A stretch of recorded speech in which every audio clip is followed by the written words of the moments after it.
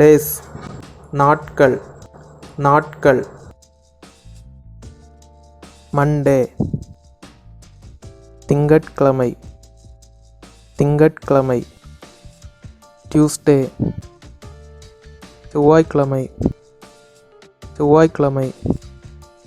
Wednesday புதன்கிழமை புதன்கிழமை. Thursday வியாழக்கிழமை வியாழக்கிழமை.